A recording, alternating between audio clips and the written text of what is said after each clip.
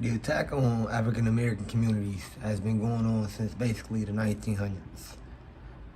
I'm pretty sure we all aware of all of the lakes, man-made lakes, as I should say, that were created.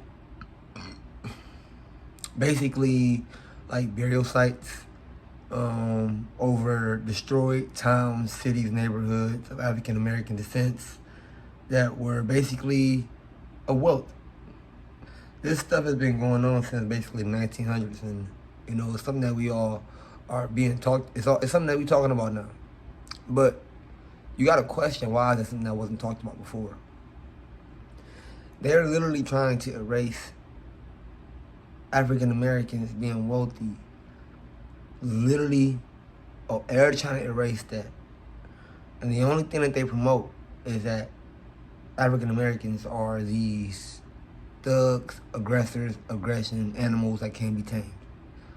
When really, if more African Americans had seen that there were other African Americans out here of wealth, I'm talking about millionaires, y'all. I'm talking about these neighborhoods were wealthy with millionaires, African American millionaires. They destroyed those towns and cities. And then the only thing that they did was push in the media that music, that culture, the lifestyle that you see reoccurring. And it kind of can't be stopped now. You have to question what the ultimate agenda is. At the end of the day, when you look at the foreigners that were allowed to come over here to America, the immigrants, the Arabics, the Chinese, those are basically some of the originals. They're given years without having to pay taxes. They're given the opportunity to be free and literally get the wealth and have that American dream. Yet, all along, we've been here this whole time. Land stolen, land destroyed, land wiped out, literally from history books. They make like reparations or something too much to ask for. Right? That's too much to ask for. Then why can't Kanye West and Kyrie Irving speak up? See, you guys have to understand what happened and what's going on when it comes to the dynamics of making money, slavery, making money, and so on and so forth. You guys have to understand the dynamics of that. They need workers. The most docile of all of the races, yet we see on the media are African Americans. They need workers. We go back to the 1900s, where it all started, Atlanta. The media lied about some people raping two kids raping somebody, and which led to, protesters of Caucasian descent to rally up and go after these people. I wasn't there in the history books. I don't want to be that guy to come here and just boast a whole bunch of information and not speak the facts. I wasn't there, so I don't know if it's true or not. But let's just go to the next thing. 1921, Tulsa, Oklahoma. The media used a domestic crime to incite a mob, which ended up rallying up like 10,000 people and ended up, I believe, wiping out the whole city. They burnt it down. And at that time, being Tulsa, Oklahoma, I think that was like the richest city of African Americans, like throughout all of this African American cities being destroyed. I think the Tulsa city, Oklahoma, I think that may have been the richest of them all.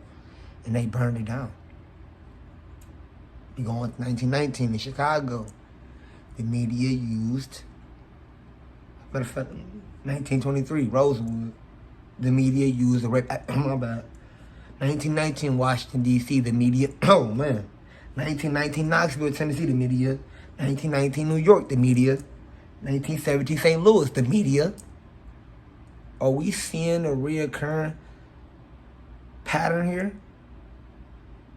Why would they take that out of the history books?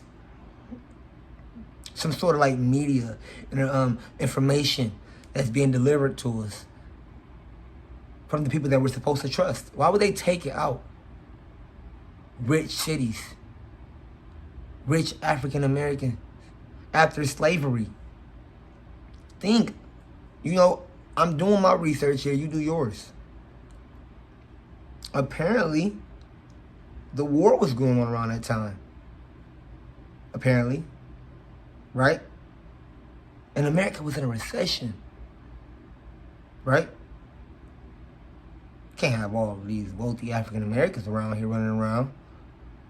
All of these successful, thriving African American cities. Oh, they took the money and they did something with it after the war. They brought it back to their neighborhoods and they grew it. They invested the right way. Unfortunately, the opposite side, they listen to the media too, which is why they got so uproar. But I wonder why they never made the right investments in order for them to sustain independence around that time. See, slavery did something to the African Americans. It put them in a position where they were like kind of intimidated. Like they were kind of like timid. They didn't really trust. So I'm pretty sure they went on and outsourced on information, and that's how, the communities thrived. Yet along, the media was also broadcasting to the other community. Yeah, trusting is what I would call it. But the main point of this is to focus on the fact that we are in a time now where the information is available to everybody. And anybody can do anything with it. Literally. We're at a tug of war here in America. This would be the perfect time for a certain community to take off. But if the media has had that much control for so many years, I honestly don't see it never happening.